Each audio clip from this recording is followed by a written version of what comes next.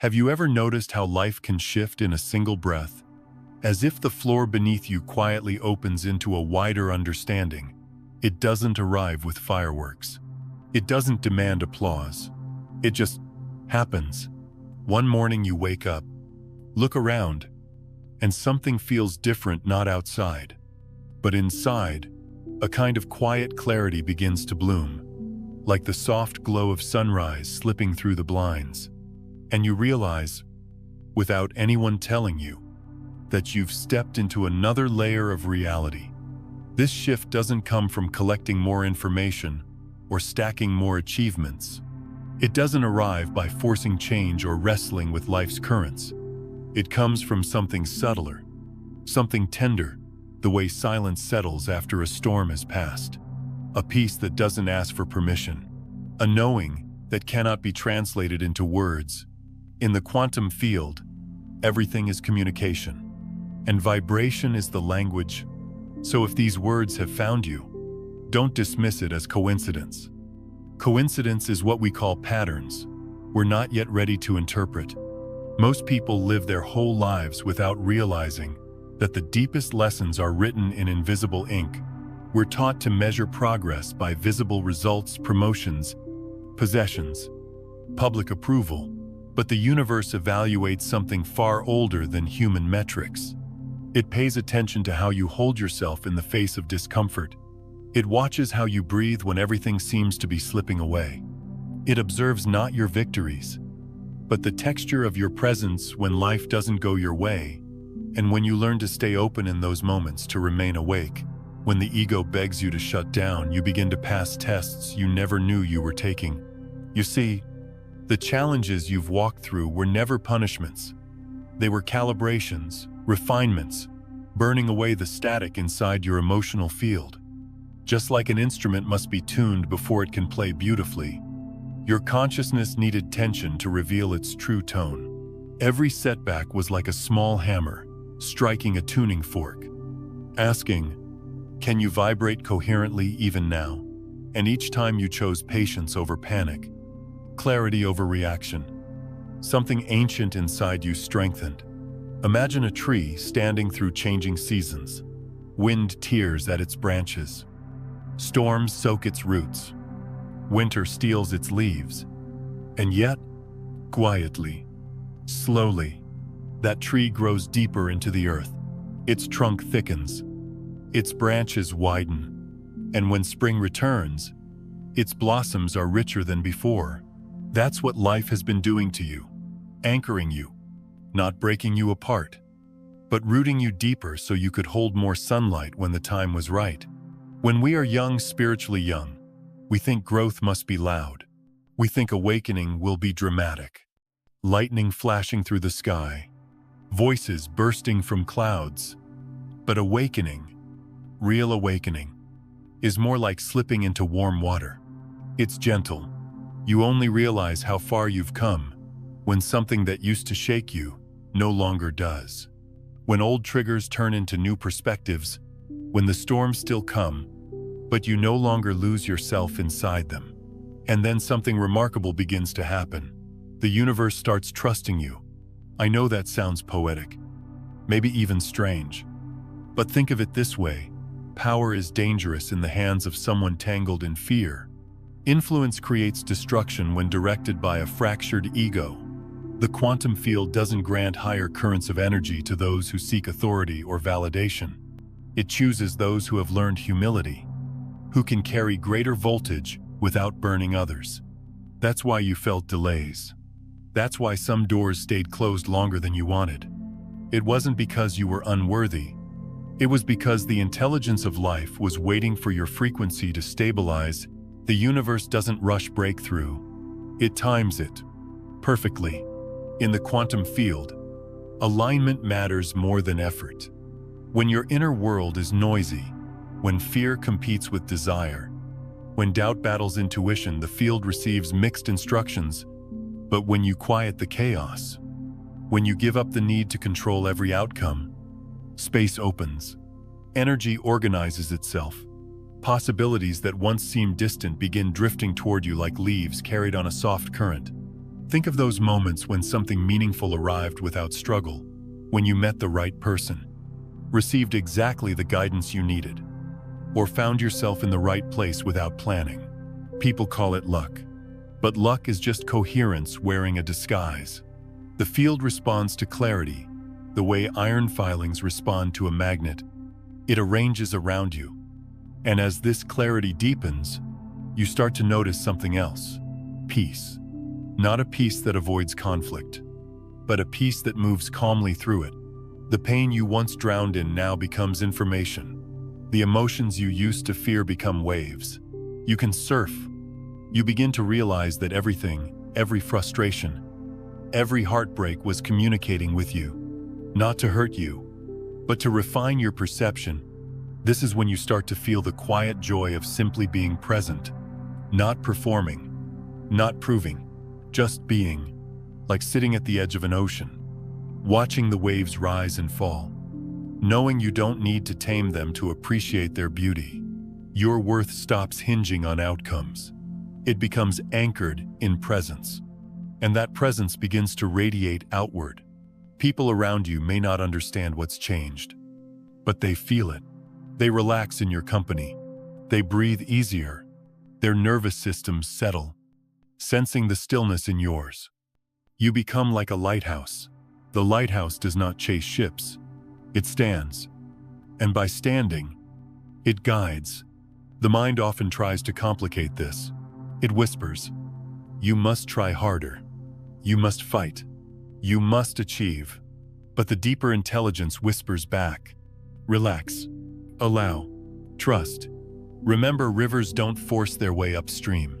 They surrender to gravity and find their path effortlessly. When you stop pushing against the current of reality, life becomes fluid. There's a profound difference between control and coherence. Control is the clenched fist. Coherence is the open hand. Contrôle collapse possibility. Coherence expands them. When you release the strain of constant effort, subtle doors begin opening doors you couldn't see through the fog of urgency. This is the nature of quantum awakening. It's the moment you realize you are not separate from the intelligence that moves stars across galaxies. You are not here to wrestle life into submission. You are here to dance with it.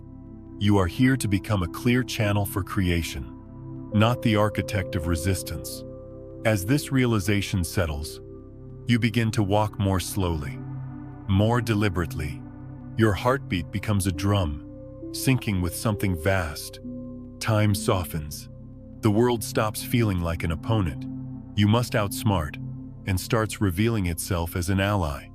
You stop forcing your desires into existence and instead become the frequency that makes them inevitable. And maybe that's the quiet miracle. No one talks about the way awakening doesn't elevate you above humanity, but settles you deeper into it. You become kinder, not because you try, but because compassion is the natural byproduct of clarity. You speak less, but every word carries weight. You listen more, not out of passivity, but presence. So if you feel that subtle peace blooming inside you, honor it. If storms no longer toss you the way they used to, acknowledge it. If your heart is somehow louder in silence, pay attention. Life is telling you something. You have crossed a threshold. You are remembering what you were before the noise. And now, the universe watches not with judgment, but with recognition. Because when consciousness stabilizes, reality changes shape. Not someday, not later. In this breath, in this awareness, right now. 1. Information field access. There comes a moment in the evolution of your awareness when something changes quietly inside you. You don't announce it. You don't feel the need to tell anyone.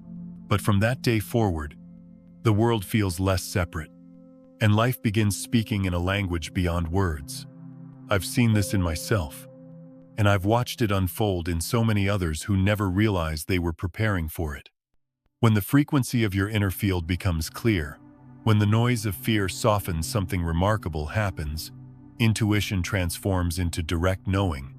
It's not that you think faster. It's not that you become intellectually superior.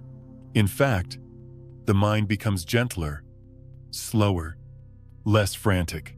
What changes is the way information reaches you.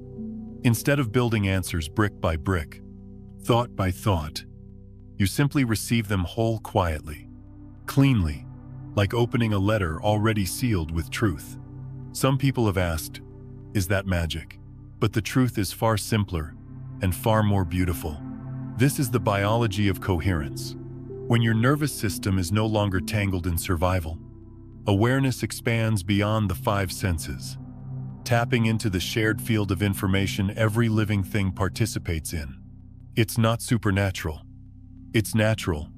We've just forgotten. Imagine walking into a room and sensing instantly who is hurting, who is open, who is guarded, not because they told you, but because your awareness can read subtle textures like a musician hearing chords. The untrained ear can't detect a province. The field around you is always broadcasting. When you're coherent, you finally hear it. This is when life begins to feel astonishingly synchronized. You think of someone, and they call. You wonder about a direction, and an article appears. A conversation unfolds. A stranger's comment answers the question you never spoke aloud. To the rational mind, this seems random, but randomness is simply pattern. Our logic hasn't matured enough to recognize. Direct knowing doesn't eliminate the need for knowledge, but it changes your relationship with it. Instead of treating the mind like a storage unit, you allow it to become a receiver. Suddenly, solutions rise like bubbles from deep water. You understand things you've never studied. You sense outcomes before they occur, not through prediction, but resonance. And when this happens, you finally realize something. Profound wisdom was never meant to be forced into you. Wisdom is meant to be remembered. Many of us grew up believing we were separate from the intelligence of life. We were told to compete with the world, to outperform it, to conquer it. But as direct knowing awakens, you begin to see how misguided that idea is. The universe isn't an opponent. It's a partner, and the moment you align with it, information flows like breath. This is also when humility becomes essential, because knowing without humility quickly dissolves into ego. The universe doesn't give this access so you can feel superior. It gives it because you've shown that you will use insight responsibly, with compassion rather than control. The field shares information with those who won't distort it. You might notice that as this ability matures, curiosity replaces fear. Instead of asking, "What if I'm wrong?" you begin wondering, "What is this trying to show me?" A small inconvenience becomes direction. A delay becomes alignment. A closed door becomes redirection. The world stops being something that happens to you. It becomes something that happens with you. Direct knowing also changes your relationship with time. You stop rushing. The frantic urgency to be ahead dissolves because you realize nothing truly meant for you could ever miss you.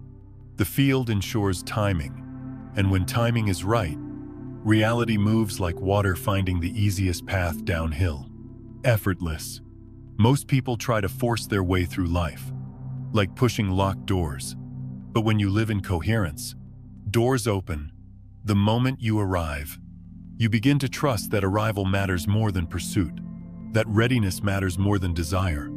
You stop hammering at life, and you start listening. And listening is the art the modern world has forgotten. Listening means slowing the mind until the subtler signals rise. It means giving attention to the feeling beneath the thought, the whisper beneath the noise. Sometimes direct knowing arrives not as a sentence or image, but as a shift in the chest expansion for yes, contraction for no pryness. The heart is the first organ to read the field. The brain follows. You may find that traditional thinking trying to solve problems with sheer force becomes strangely exhausting, not because you're weaker, but because you've outgrown inefficiency. When you can feel truth, analysis becomes optional, not obsolete, just supportive. This is where many become confused. They think intuition is impulsivity, but direct knowing is the opposite. It's calm. It does not shout. It does not demand. It doesn't create urgency. Direct knowing is like a river, steady, clear, patient. If an answer is not ready, silence speaks. And sometimes silence is the answer. As direct knowing deepens, conversations shift too. You find yourself caring less about being right and more about being real. You stop debating. You stop arguing. Because you know truth revealed through resonance, not force. And you've learned that persuasion is the weakest form of influence. Coherence is the strongest. Another beautiful effect emerges. Creativity flourishes. Ideas arrive fully formed, as if they already existed somewhere, waiting for you to tune your dial to their frequency. You don't wrestle for inspiration. It lands gently, like a feather on your palm. You realize that creation is not invention, it is reception. And all the while, something soft grows inside you. Gratitude. Gratitude for the quiet guidance that never left you. Gratitude for every hardship that cleaned your frequency. Gratitude for the moments when life closed doors, so better ones could appear. Gratitude is not just emotion, it's magnetic. It widens the channel through which knowing flows. But here's a truth many forget. Direct knowing is not the end of growth. It is the beginning of responsibility. When you can sense truth beyond logic, you can no longer pretend you don't know. You must live in alignment. If you ignore the field, it does not punish you. Your own distortion does. And distortion feels like inner friction, anxiety, confusion, doubt, not because the world has turned against you, but because you've stepped away from your internal compass. Return to coherence, and reality reorganizes itself again. Over time, you begin to realize that all along, life was teaching you to trust the soft voice inside, not the loud voice outside. It was training you to feel the difference between fear masquerading as reason and intuition speaking as peace.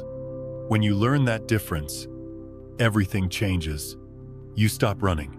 You start responding. Direct knowing doesn't make life perfect, but it makes life meaningful. Challenges still come, but now they come with context. Pain still arrives, but now it arrives with purpose. And purpose dissolves suffering. The storm no longer drowns you. It cleans you. So if you've begun sensing truth without explanation, if understanding rises in you like a tide, don't question it. Don't shrink from it. Welcome it. Sit with it. Let it guide the way your feet touch the earth. Because when the mind quiets and the field opens, knowing becomes your native language. And in that language, life stops being a puzzle and becomes a conversation. A conversation between your consciousness and the intelligence that has been here long before you were born and will be here long after you are gone. Listen gently. Trust the whisper. Walk softly. You're remembering. 2. Relationship orchestration. There comes a time in your evolution when you begin to notice something subtle about the people who enter and exit your life.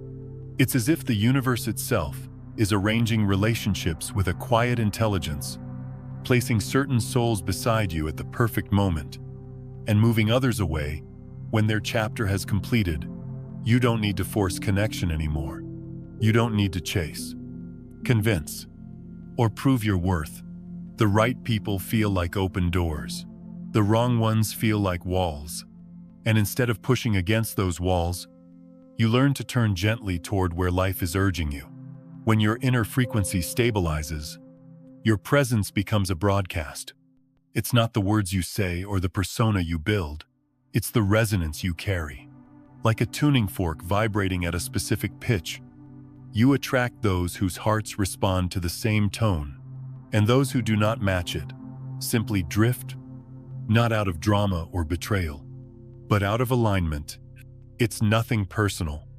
It's physics wearing the skin of emotion. Think of it like two musicians improvising together. When their rhythms complement each other, the music feels effortless. But when the timing is off, no amount of willpower can force harmony. Instead of blaming the instruments, the wise ones simply acknowledge that this song has ended, and there's peace in that acknowledgement. Many of us spend years trying to keep near us those who do not want to stay or who cannot stay.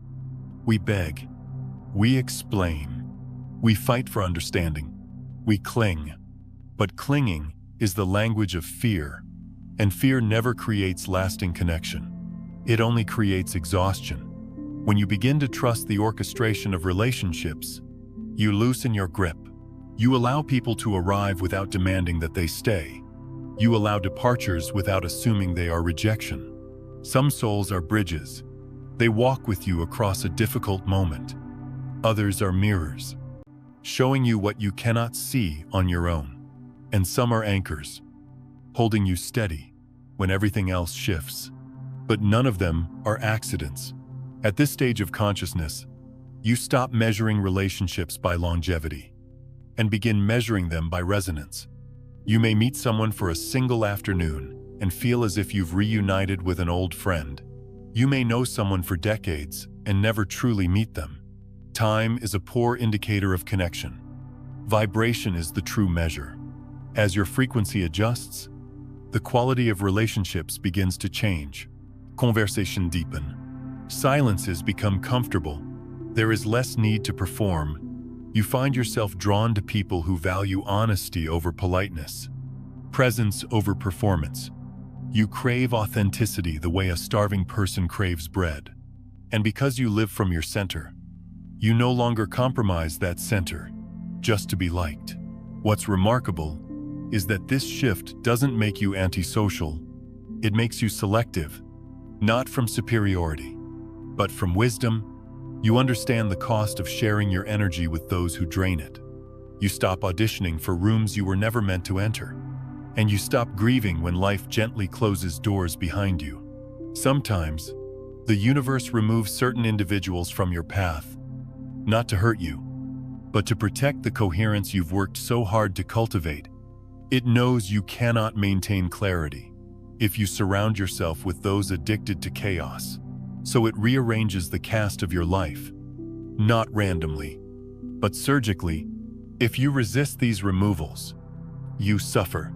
If you allow them, you grow. Imagine relationships like rivers.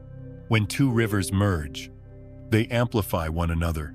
But when a river splits into tributaries, they must go their separate ways to reach the sea. Separation is not tragedy. It is geography. And here's where it gets deeper. The people who leave your life are often responding to whispers you haven't heard yet. Their exit creates space for someone whose energy is required for your next chapter. The universe hates vacuum. It will always fill space. But you must unclench your fist before you can receive something new. What you'll also notice is that new relationships begin forming without effort.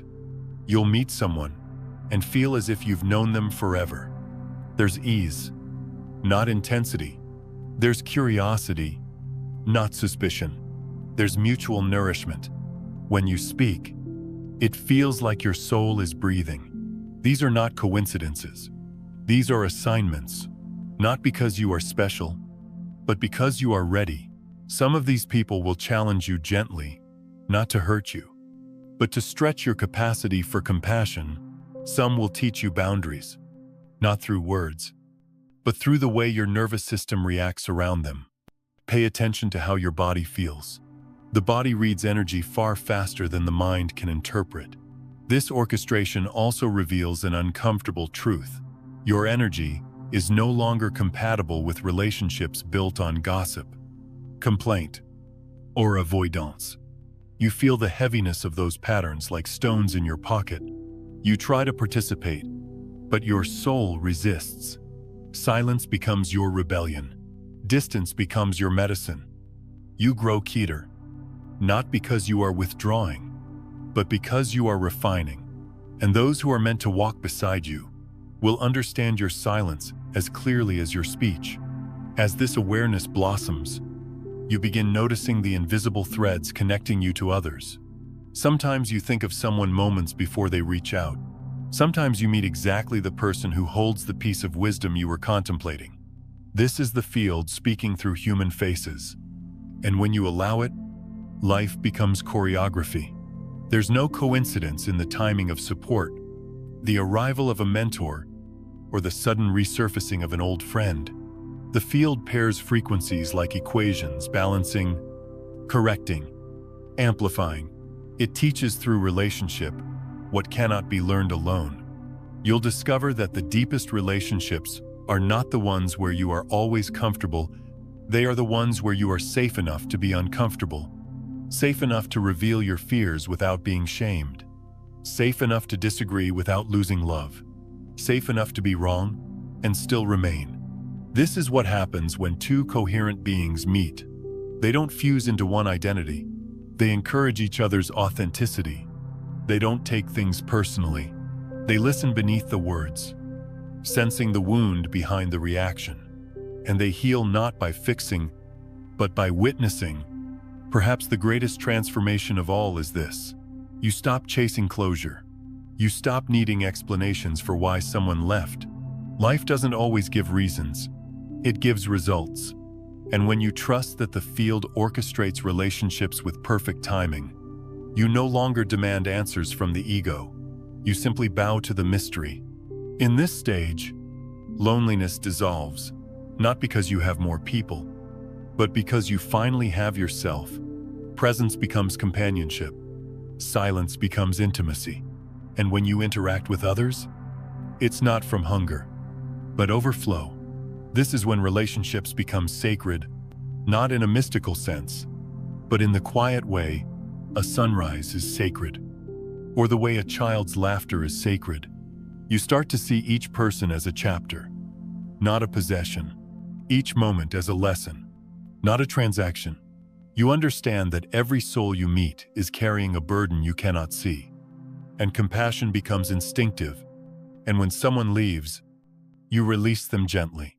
You say, "Thank you," even through tears, because you understand that endings are simply energy returning to its next assignment.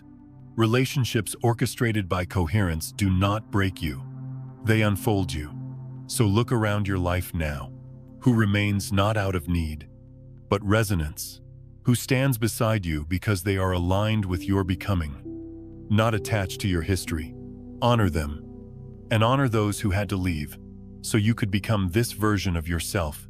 Because in the end, the universe does not arrange relationships to satisfy your loneliness. It arranges them to cultivate your wholeness. And when you finally see this, you walk through life with a softer heart, a quieter mind, and a deeper trust in the timing of connection. Those meant to meet you will find you. Those meant to stay will stay. Those meant to go will go. This is not loss. This is orchestration. 3. Activation and the tuning of the energetic body. There are changes in life that are loud enough to shake your entire world. But activation, the real kind, rarely makes noise. It doesn't announce itself with visions or fireworks. It arrives quietly, the way dawn approaches night almost unnoticed, until suddenly you are standing in a different kind of light. If you've ever felt a subtle shift in your inner landscape, a softness where fear once lived, or a warmth behind your sternum that wasn't there before, you may already know what I'm talking about. Activation is not an event. It's a remembering. When this process begins, the body becomes the stage upon which the awakening unfolds. You might imagine your nervous system like a network of strings across the inside of your skin, each vibrating at its own frequency, each carrying memory and emotion through every fiber. Over years of stress, survival, and self-protection, those strings can become tight or tangled. Activation loosens them, not effortlessly, but gently. It's the sound of tension releasing itself, not dramatic, but intimate. Your body, in this state, becomes a musical instrument, being tuned by invisible hands. The nervous system slowly expands its capacity to hold more energy, more emotion, more awareness without tipping into overwhelm. Think about that. Many of the things that once triggered panic, reactivity, or shutdown now pass through you differently. They still register, but instead of collapsing under their weight, you carry them with a steadier posture. That's not numbness, that's growth. At the physical level, activation feels like the body learning to breathe again. When we spend years in survival mode, the fight, flight, freeze, fawn patterns, the diaphragm tightens, the shoulders rise, and breath becomes shallow. The body becomes a fortress, but as activation unfolds, that fortress becomes a temple. Walls soften, breath deepens. The heart's electromagnetic field widens not metaphorically, but physiologically. Science has already measured this. When the heart is coherent, when emotion and thought align, its electromagnetic field can extend several feet beyond the body. Maybe that's why someone can walk into a room and instantly calm the environment without saying a single word. They are not projecting power. They are transmitting coherence. The mind, once looping in outdated patterns of defense, begins to rewire itself. Neural pathways shaped by fear loosen their grip. It's like switching off the background noise that has been humming beneath your awareness for years. Suddenly, you have space. Space to think, space to feel, space to choose differently. And choice, at this stage, is the greatest miracle of all. Before activation, reaction ruled you. After activation, response awakens in you. It's important to understand something here. This process does not make you invincible or perfect. It makes you more yourself. The armor you built over decades begins to fall away, not because you force it off, but because it becomes too heavy to carry into the next chapter. What replaces it is presence. Your attention is sharper, not because you're hypervigilant, but because you're no longer lost in the noise of yesterday. Some people describe activation as a rising energy in the spine. Others feel it as a warmth in the chest, or a tingling in the hands. But the sensation matters less than the behavior that follows. You begin to rest in your own skin. You begin to trust your own rhythm. The nervous system, once clogged with the residue of unprocessed emotion, becomes more like a clear river than a stagnant pond. When emotion rises, if you let it move through you, instead of trapping it behind your ribs. It took me many years to realize that the body carries memory, not as words, but as tension. A clenched jaw can hold decades of unsaid truth. Tight hips can carry generations of survival instinct. Activation doesn't erase the past, it metabolizes it. What was frozen begins to thaw. What was numb begins to feel again. And feeling, while painful at times, is the path to liberation. People often ask, will activation make my life easier? And I always answer gently, it won't make your life easier, but it will make you stronger. Not strong like rigidity, strong like water, strong like a tree that bends in the wind but doesn't break. Activation is flexible resilience. It's the slow rewiring from inside, until your emotional reactions no longer hijack your nervous system, until you can sit with discomfort without collapsing into it. The upgrade of the nervous system is only part of the story. The heart becomes something different too. In activation, compassion grows, not sentimental kindness, but clarity. You begin to see pain in others without drowning in it. You can listen without absorbing. You can care without losing yourself. Compassion becomes discernment, and discernment becomes peace. Then there's the mind. Before activation, the mind runs in loops designed to protect. After activation, the mind begins to serve instead of rule. It becomes keener, less demanding. Thoughts lose their sharp edges. You stop believing every story that floats across your mental screen. You learn to pause. You learn to question.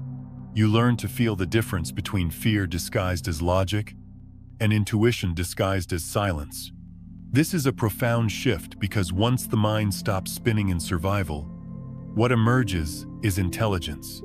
Not the kind that scores well on tests, but the kind that understands life, wisdom, and wisdom is simply truth lived through experience. As activation deepens, your perception of the world begins to change. Colors feel richer, silence feels full, time feels less urgent. You stop rushing toward the future because you finally realize you were never late. The body relaxes into the present moment because it no longer anticipates danger from every direction. That relaxation is not laziness, it's safety. Many people misunderstand activation as an escape from the human experience. In truth, it's the opposite. It's full arrival. You become more human, not less, more embodied, not dissociated. You taste food more fully.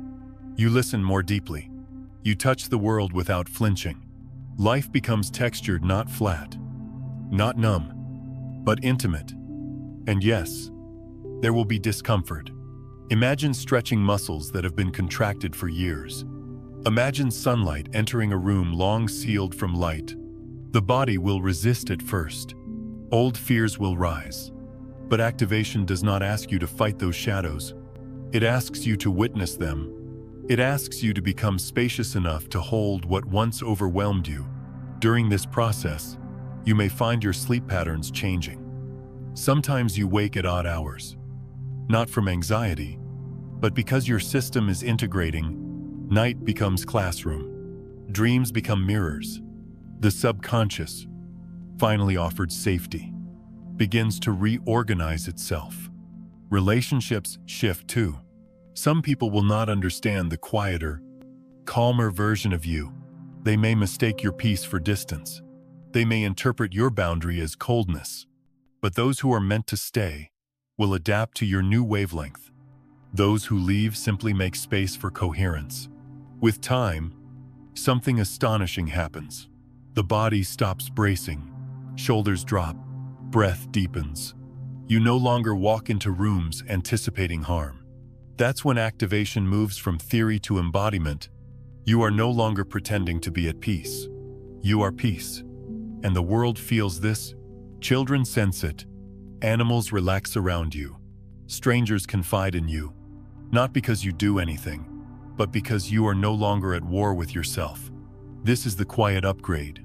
Not a reward, not a ranking, just the body remembering how to house the soul. So if you feel tired during this process, rest. If emotion rise unexpectedly, breathe. If your body shakes, let it. These are not malfunctions. They are releases. The nervous system is making space for more intelligence than fear ever allowed. And when the process completes, and it will gently, you will wake one morning feeling like yourself, without the weight that once hid your essence. The mirror will not show a different face, but the eyes will be steady, soft, awake. This is activation, not a destination, but a return. Welcome home. 4. Coherent manifestation. There is a point on the spiritual path when you stop trying to force life into your plans, and instead, life begins to arrange itself around your presence. It feels strange at first. We are taught from childhood that effort is holy, that control is strength, that chasing is necessary. But when you begin to embody coherence, something inside you relaxes. And strangely, when you relax, reality seems to flow more freely, not because you've stopped caring, but because you've stopped contradicting yourself. Coherent manifestation is not about visualizing a future and squeezing your mind into knots. It's not about repeating affirmations until your throat is dry. It's not about wanting harder. In fact, the harder you try, the further the outcome seems to drift. Like a boat caught in reverse currents. Coherence is different. It is not pursuit, it is alignment. Imagine intention as a voice, and emotion as music. When they match, the universe hears a clear signal. But when intention says, I trust, while your emotional body whispers, I'm terrified, the field receives two conflicting messages. The world doesn't punish you for this. It simply responds to the loudest frequency, and fear is loud. When coherence arrives, intention and emotion stop arguing. They move like two dancers who finally find each other's rhythm. You don't have to pull outcomes anymore. You become the condition that makes those outcomes inevitable. A rose does not chase bees. It simply becomes beautiful enough, open enough, fragrant enough, and the bees arrive. That is coherence. As coherence settled deeper, you begin to notice how often your past pursuits were rooted in scarcity. You wanted something because you feared what you would be without it.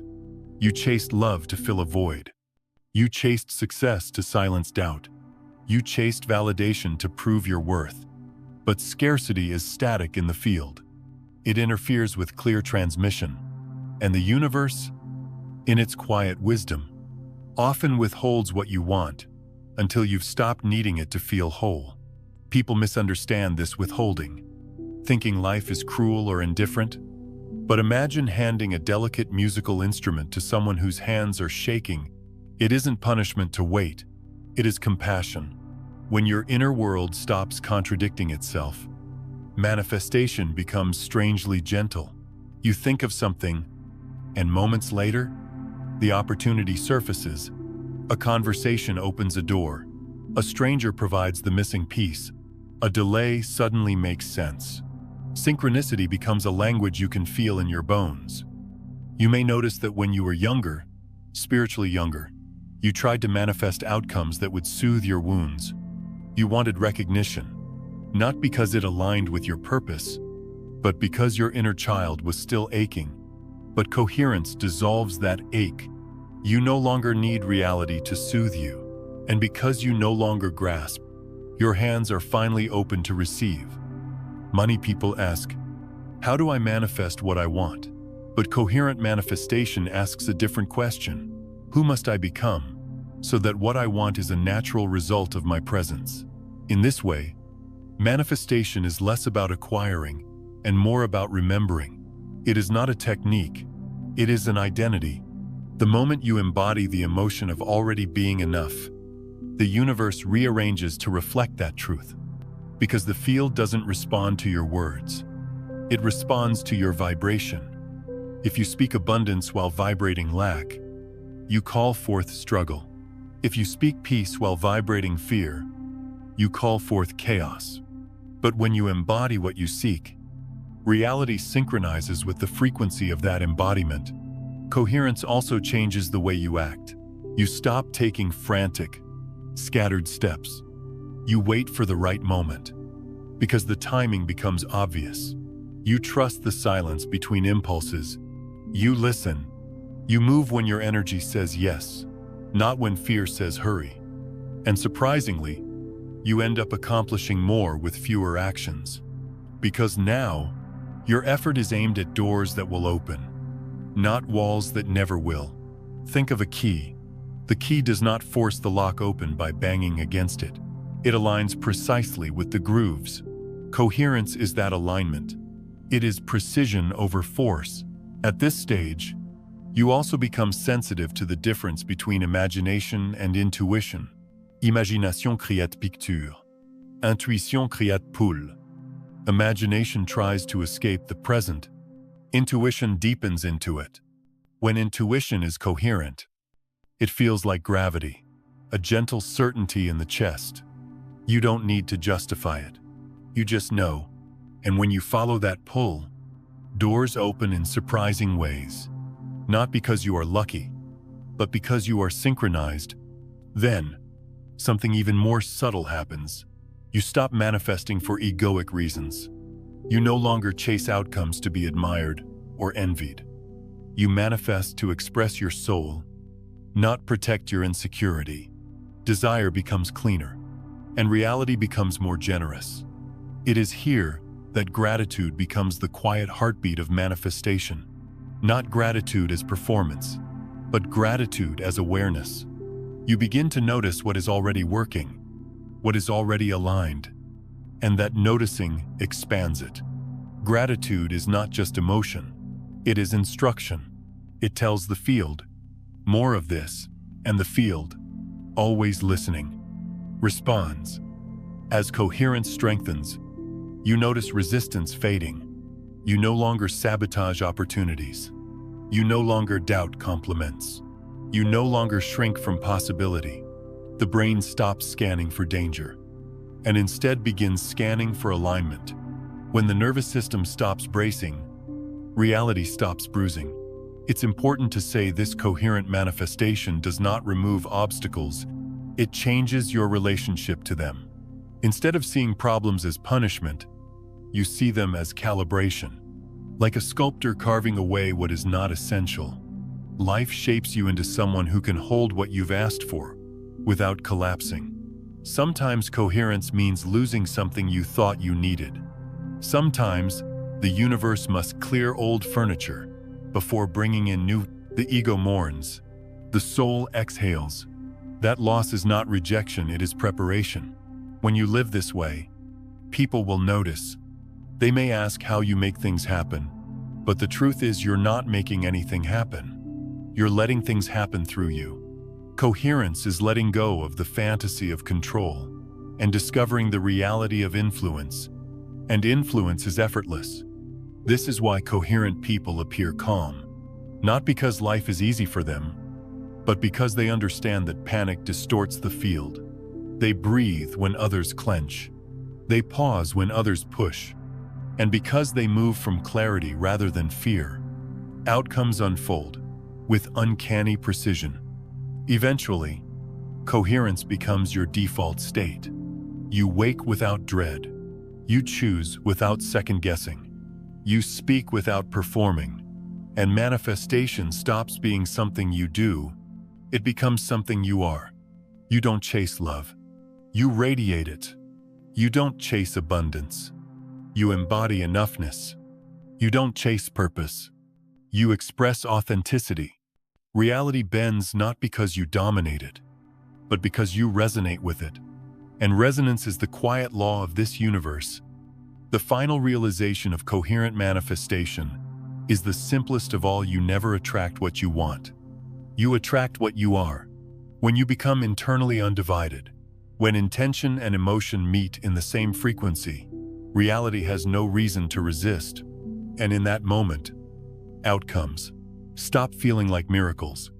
They feel natural, not because you are entitled, but because you are aligned.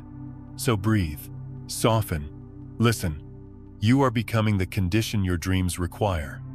And when who you are matches what you seek, reality will have no choice but to arrive.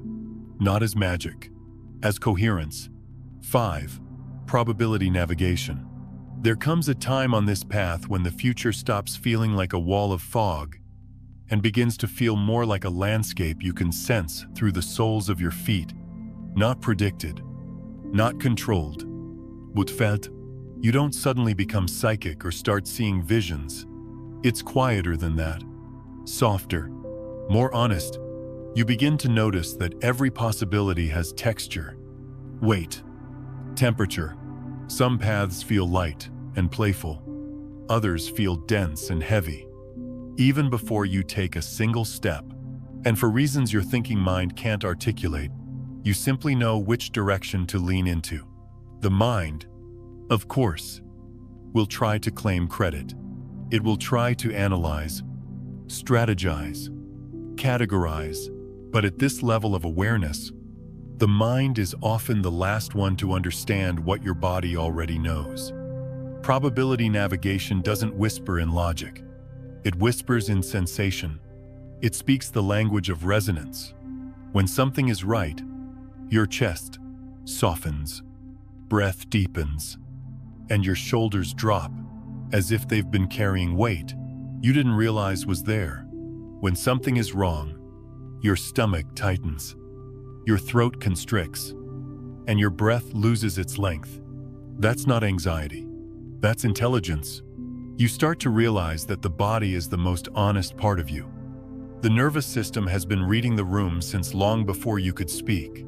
For generations, it learned to sense danger, safety, truth, and deception. And when you clear the emotional static, that ancient sensitivity returns. You don't need to wait for proof. You feel consequences forming before reality catches up. This is where choices, once agonizing, become simple. Not easy, but simple. Decisions that once took months now take a few breaths, because you no longer negotiate with discomfort. You listen to it. Discomfort is not punishment. It is guidance. When a path contracts your body, it is telling you that your energy does not belong there.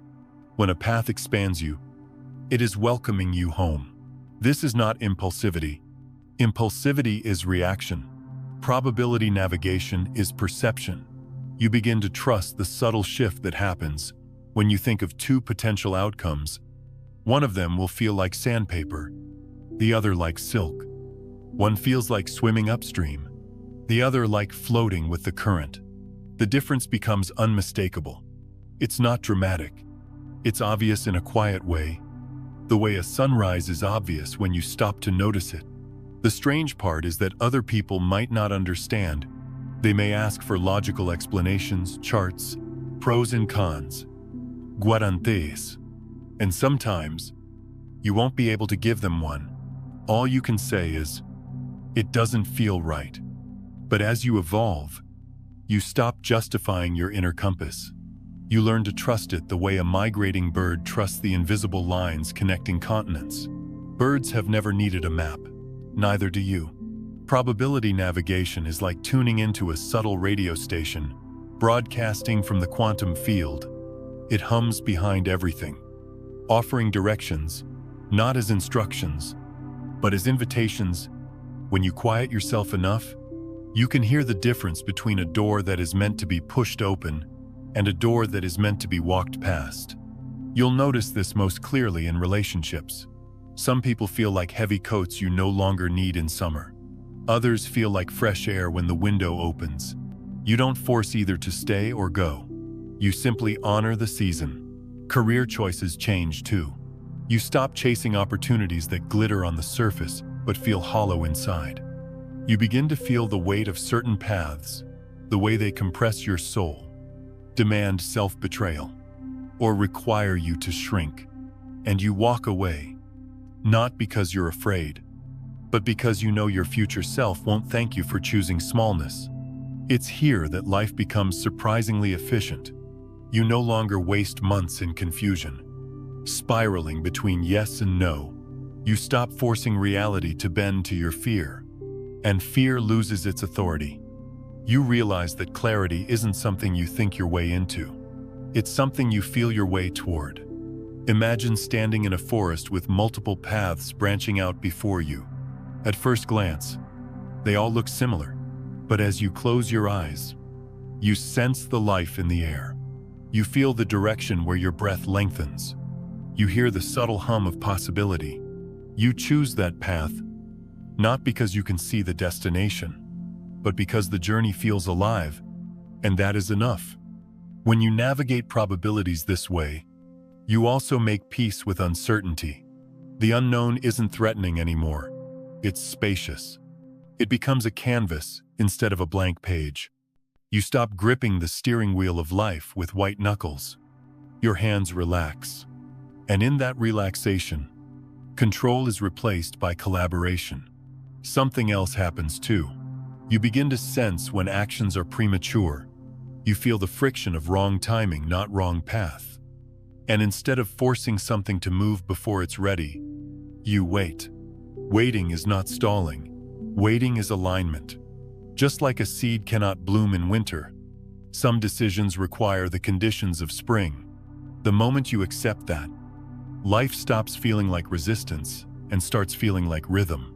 Probability navigation also reveals hidden truths about desire. Many things you once wanted now feel heavy because they belong to your unhealed self. They were escape routes, not destination. When you grow beyond them, the emotional charge dissolves, and what remains is peace. That peace is not apathy, it's maturity. The body teaches you to move toward what expands you, not what inflates you. Expansion is internal. Inflation is external. Inflation bursts. expansion, endures. Over time, probability navigation becomes a living skill. You sense the weather of consciousness, the way a seasoned sailor senses wind direction. You don't need to see the storm to change course. You feel the pressure shift before the clouds gather. And because you adjust early, storms rarely catch you by surprise. One of the greatest gifts of this ability is discernment, not moral judgment, but energetic clarity. You learn to tell the difference between someone who wants to grow with you and someone who wants to pull you backward.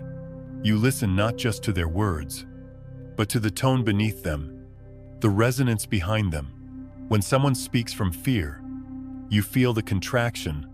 When someone speaks from truth, you feel the expansion. This sensitivity is not fragility. It is intelligence. Eventually, something even deeper awakens. You realize that probabilities are not just external.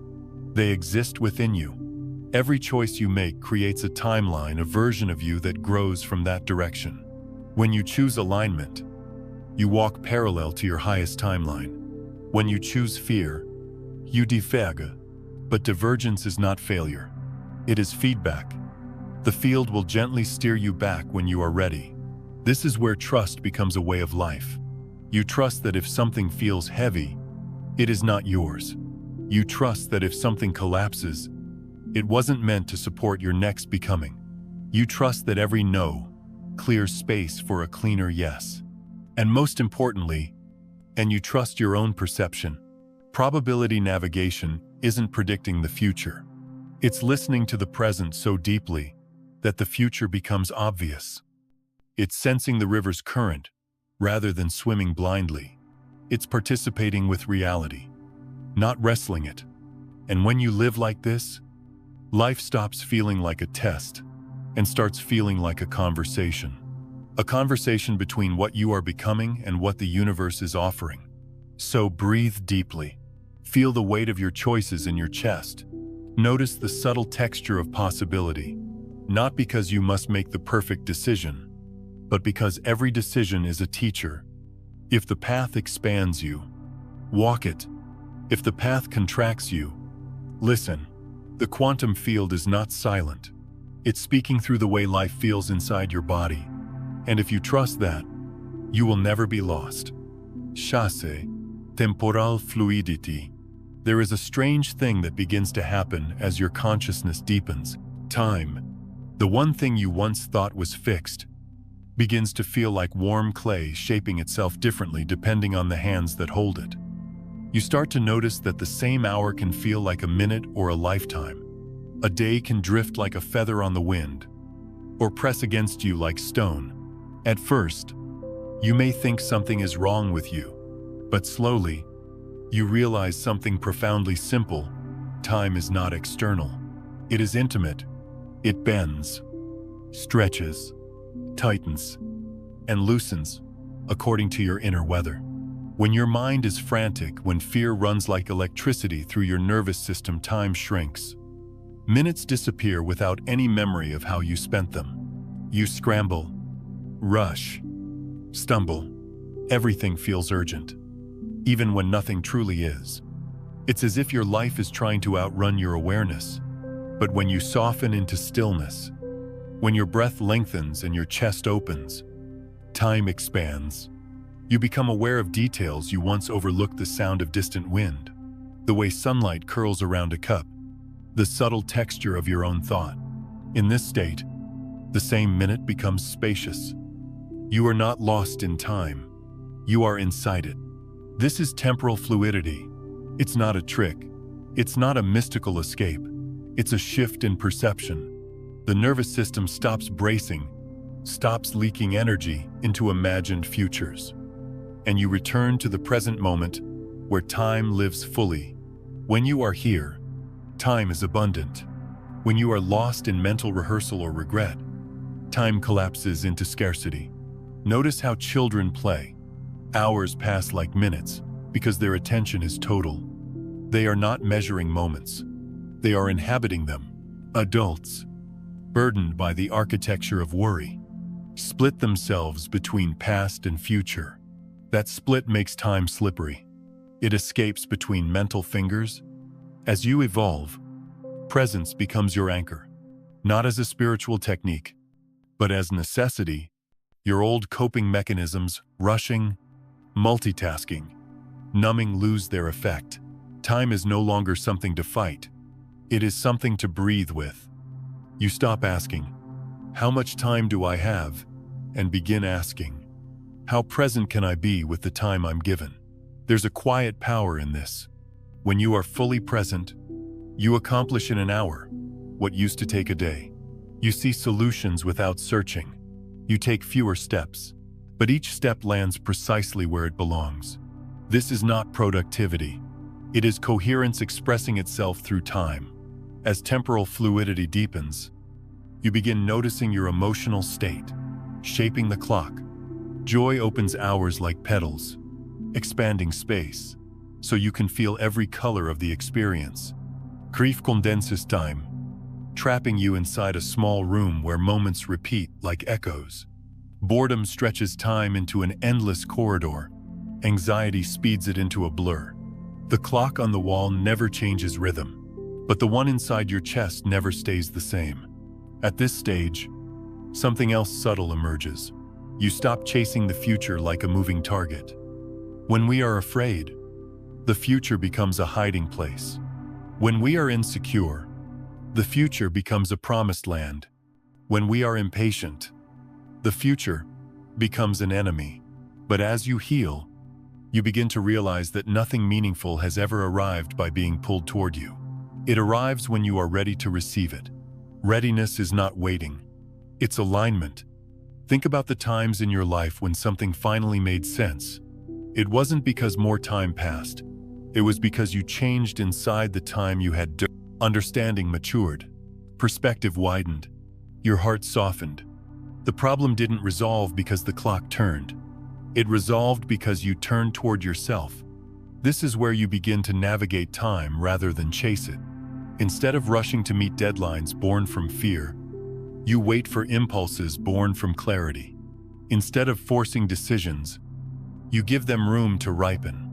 Instead of trying to compress healing into weekends, you allow it to unfold in the quiet spaces between breaths. Life becomes less like a race and more like a tide.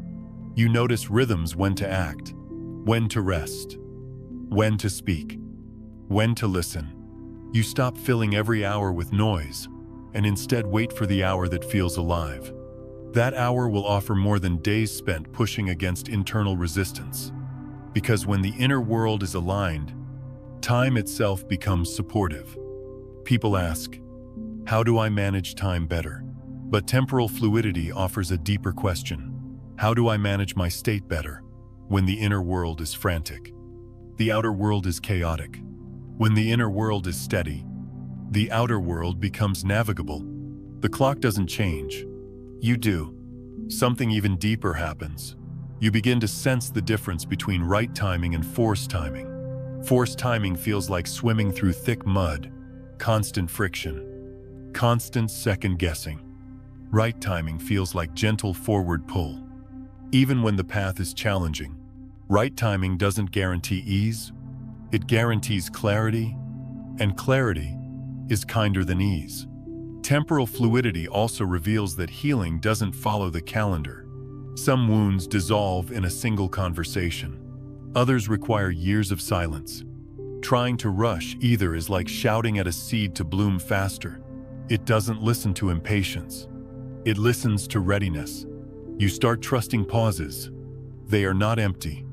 They are gestation. When nothing seems to be happening, something is happening inside you. Roots grow in darkness. Insight grows in stillness. Patience becomes a form of intelligence. Impatience becomes a form of resistance. As you develop sensitivity to time's texture, you notice that anticipation can be more draining than action. Thinking about doing something often consumes more time than doing it. Fear of discomfort shrinks the present. Acceptance expands it. And then, without fanfare, you discover that procrastination is rarely about laziness. It is about misalignment. When an action belongs to your next becoming, The energy to do it appears almost effortlessly. When an action belongs to a version of you that no longer exists, every minute around it feels heavy. Temporal fluidity is the art of placing your actions inside the river of your unfolding, not against it. And here's the quiet secret: once you stop chasing time, you start receiving timing. The right people show up at precisely the right moment. Opportunities arrive not early, not late, but synchronized. You don't have to sprint. You just have to be present enough to hear the knock on the door. Presence is the currency of temporal abundance. Those who hoard time always feel poor. Those who inhabit time feel rich enough to give attention generously. And attention is the most expensive gift you can offer. When you give someone your undivided now, you are offering them life. As time becomes fluid, aging changes too. You stop thinking of life as a narrowing corridor. You feel yourself expanding inward. Wisdom ages differently than fear. It softens the face instead of hardening it. It slows the heartbeat instead of accelerating it. It turns years into depth, not decay. Some days will still feel too short. Others will feel too long. That's okay. Temporal flexibility is not control. It's relationship. You are learning to dance with time, not dominate it. What most people don't realize is that anxiety is not fear of the present. It is fear projected into the future. Depression is not sadness of the present. It is sadness anchored in the past. Présence dissolve both. When you are exactly where your feet are, time holds you rather than harms you. As this wisdom settles, the urgency that once drove your life dissolves. Constant rushing becomes strange to you. You realize that you once mistook motion for progress. Slowness becomes sacred. And maybe, just maybe, this is the deepest truth of temporal fluidity. When you give your full attention to the moment you are in, you gain access to the intelligence of all moments. Past becomes learning. Future becomes possibility. Present becomes power.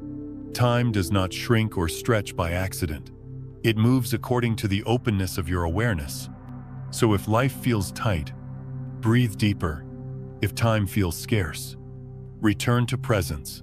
If the future feels blurry, soften your body. You are not running out of time. You are learning to widen it. And when you finally stop chasing, you discover something you never expected. Time is not something you pass through. Time is something that passes through you. 7. Embodied Presence. There is a quiet misunderstanding many people carry when they begin to awaken. They think that spirituality means floating above the weight of the world, escaping the heaviness of the body, dissolving into light. But sooner or later, life teaches you something far simpler and far more profound.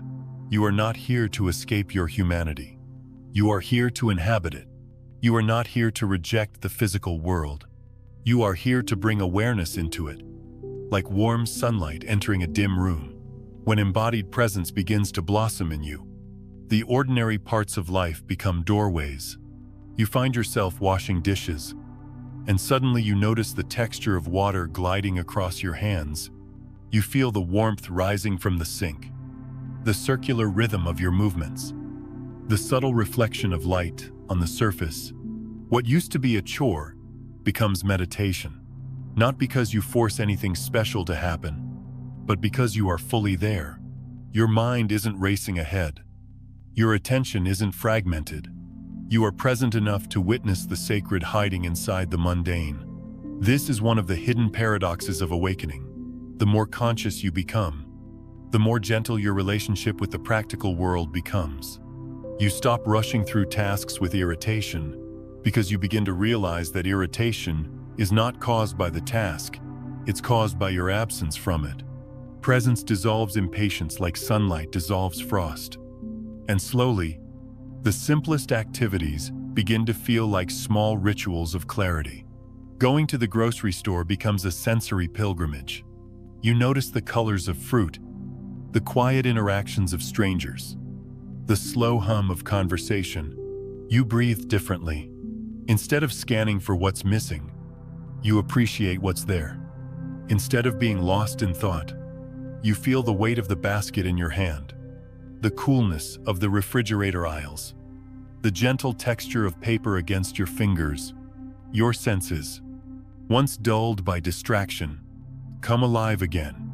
Embodied presence is not about glamorizing life. It's about entering it. Many people try to escape their bodies when they suffer. They disconnect from sensation, numb themselves from emotion, tighten their muscles to avoid feeling, but that avoidance becomes a prison. The body becomes a stranger. And when the body becomes a stranger, life loses its intimacy. Embodied presence teaches you to return, to breathe into places you once abandoned, to soften where you once hardened, to let sensation rise and pass without resisting it. When you do, the body slowly learns that it is safe to be felt again. That safety is not given by circumstance, it is created through awareness. Think about how often people try to be somewhere other than where they are. While eating breakfast, they think about work. While at work, they think about vacation. While on vacation, they think about the next problem waiting for them at home. Their bodies are in one place, their minds in another, and their spirit in neither. Embodied presence reunites them. Your attention returns to your breath, not as a technique, but as a homecoming. You notice how your feet meet the ground when you walk, not dragging through days, but stepping into them. You taste food slowly instead of swallowing it unconsciously. You speak to others with genuine listening instead of preparing your next reply. This is not performance. It's intimacy with existence. And yes, this presence changes your relationship with your thoughts. Before embodiment, thinking feels like a runaway horse. You're dragged from one worry to the next, unable to stop the momentum. But when you return to the body, thought loses its dominance. It becomes softer, quieter. You stop believing every story your mind creates. You realize that thought is a tool, not a master. Embodied presence also reveals the truth about pain. When you avoid pain, it amplifies. When you tense your body against it, it spreads. But when you breathe into it without narrative, without resistance, it begins to dissolve. Pain wants movement. Tension wants recognition. Emotion wants witnessing. Embodiment gives them all space to pass. Rather than lodge themselves in the nervous system, over time, you begin to understand that the mind may lie, but the body never does. It speaks in sensations, contraction, expansion, heaviness, lightness. It tells you when a decision is right through ease. It tells you when a relationship is wrong through tightness. It tells you when you are betraying yourself through fatigue. When you honor these signals, your life stops drifting from crisis to crisis. You correct course earlier, with far less cost. Something else changes too, your pace. You no longer move through life as if chased. You walk with intention. You sit with awareness. You do fewer things, but you do them more deeply. Presence doesn't make you slow. It makes you accurate. In embodiment, the boundaries between spirit and matter become less sharp. You stop dividing life into spiritual and physical. You start seeing spirit in the physical.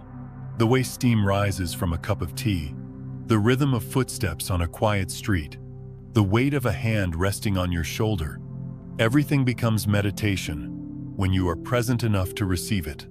Many seekers become trapped, chasing altered states, mystical experiences, psychic visions. But embodied presence shows you that the real miracle is right here, at the tip of your awareness. The divine is not hiding in distant galaxies. It's hiding in the way you butter bread, in the way you fold a shirt, in the way you exhale after a long day. If you cannot find sacredness in these, you will not find it in temples or retreats. As you inhabit your body more fully, your relationships shift. You listen more than you speak. Your nervous system becomes a calming presence for others. You look into someone's eyes and truly see them, without scanning for threat, or approval. People feel safe around embodied individuals, not because they are charismatic, but because they are here. Presence is medicine. Embodied presence also dissolves the illusion of separation. When you inhabit your own body, you become sensitive to the bodies of others, their tension, their fear, their longing. Compassion emerges naturally, not as a moral duty, but as recognition. You begin to feel that we are not bags of skin bouncing off each other, but cells in a single organism, and because you can feel this, you treat others more gently. Another profound shift happens. Desire becomes clearer, not louder, clearer. You no longer chase cravings that numb you. You seek experiences that deepen you. Your preferences become aligned with nourishment, not distraction. Meals become rituals. Rest becomes sacred. Movement becomes expression rather than punishment. And then, perhaps the most surprising realization of all arrives. You stop searching for meaning as if it is buried somewhere else. When you are embodied, meaning is not found. Meaning is felt.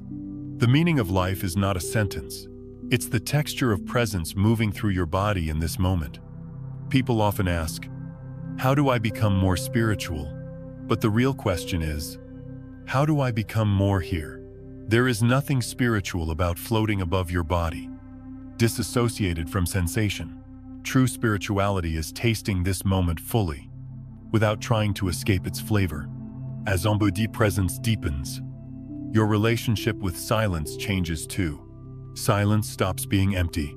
It becomes full-charged with awareness, humming with aliveness.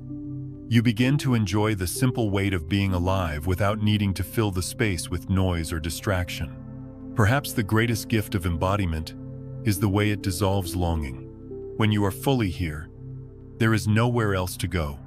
No future moment feels more real than now. No past memory feels more compelling than this breath.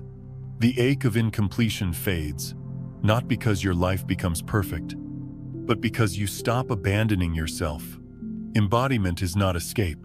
It is arrival. It is choosing to stand in the center of your own life, rather than watching it from a distance. And slowly, the line between the sacred and the ordinary evaporates. Folding laundry becomes prayer. Washing hands becomes renewal. Sweeping floors becomes clearing mental dust. Spirit and matter become one gesture. So return to your breath. Return to the weight of your feet on the ground. Return to the warmth of your coffee mug, the texture of clothing against your skin, the rise and fall of your chest. These are not distractions. They are anchors. You do not need to transcend your body.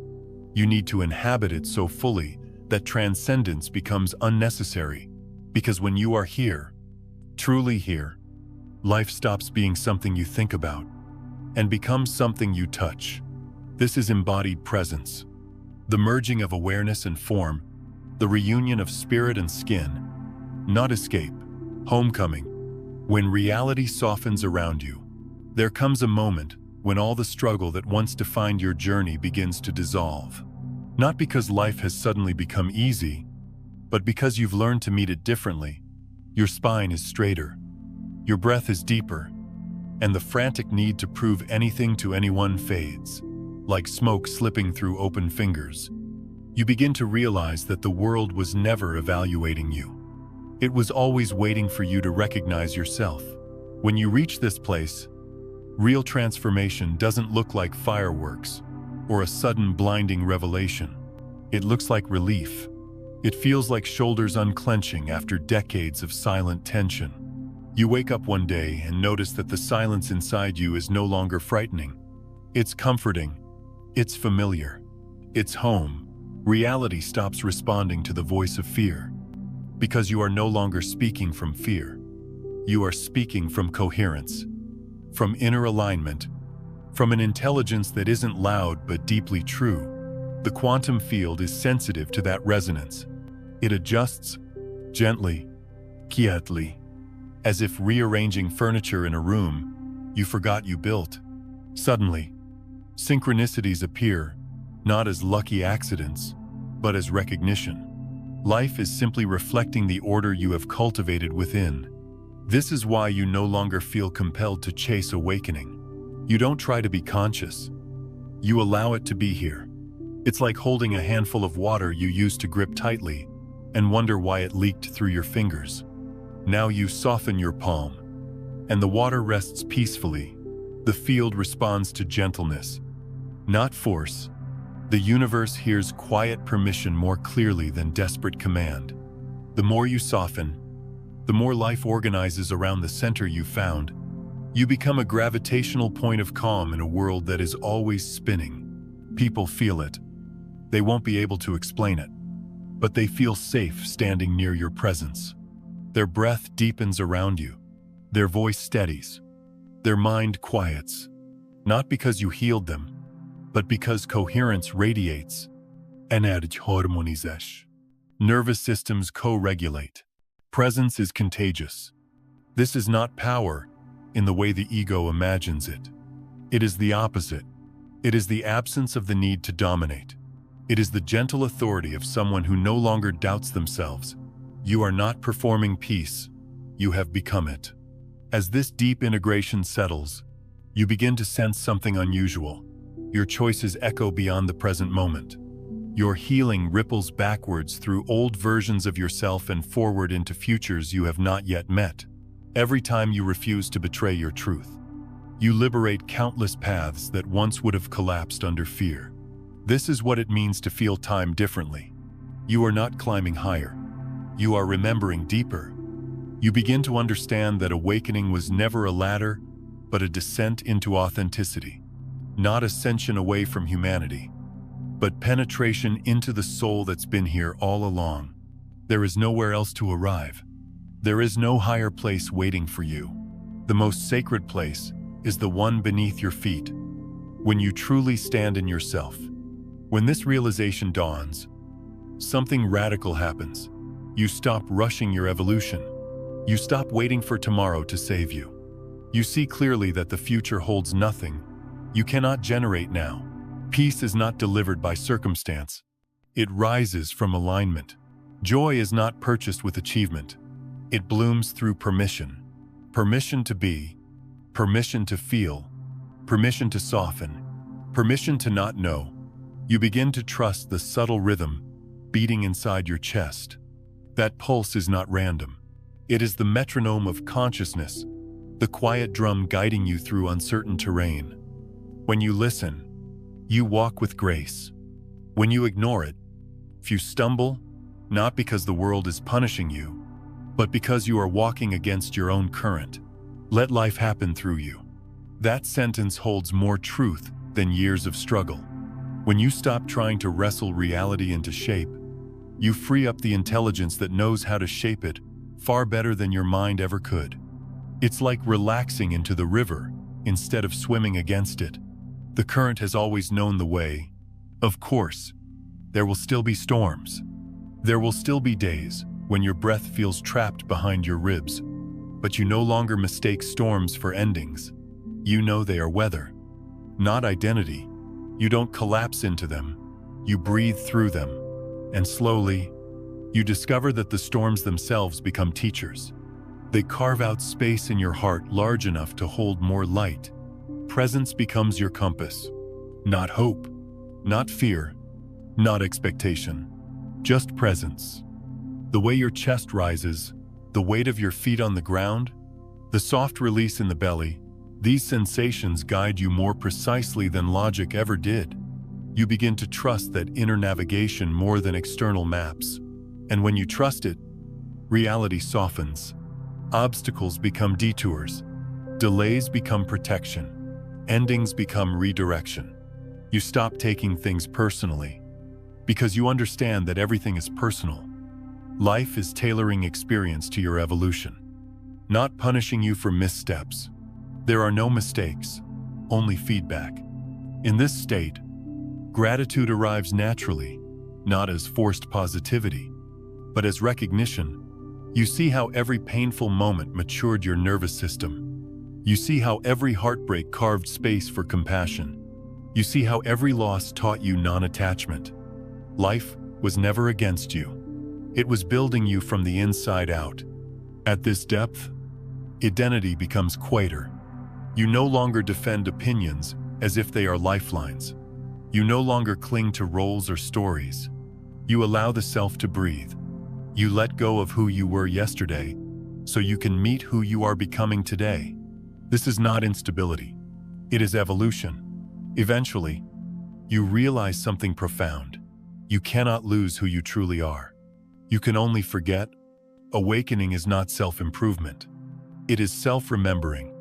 You peel back all the layers of performance, fear, conditioning, and expectation, until you are bare again, vulnerable, soft, and startlingly real. That is the version of you reality listens to. And now, as you stand here with all that cultivated silence, the universe begins to make room. Conversations shift. Opportunities align. Doors open at the angle your presence requests. Not through manipulation, but through resonance. When you speak, your voice does not tremble. When you walk, you feel the ground holding you. When you choose, there is no apology. You are no longer negotiating with fear. You are negotiating with truth. And truth does not argue. It simply is. If you feel this unfolding inside you, trust it. Don't rush it. Don't perform it. Just allow it. Let your breath lead. Let your nervous system open slowly. Like a fist, unclenching after years of gripping. Let joy drip into your life instead of pouring all at once. When you are ready, reality will soften around you. It will make space, not because you dominated it, but because you listened. The world yields to those who are present enough to hear its whisper. You are not climbing anymore. You are remembering. Remember the stillness behind your fear. Remember the warmth beneath your ribs. Remember the intelligence humming in your breath. You are not becoming someone new. You are returning to someone ancient. So breathe. Allow. Trust the pulse in your chest. Let life flow through you, not against you. And when you finally relax into this truth, you'll notice something gentle on the horizon. Reality steps aside, offering a quiet passage to those who know how to listen.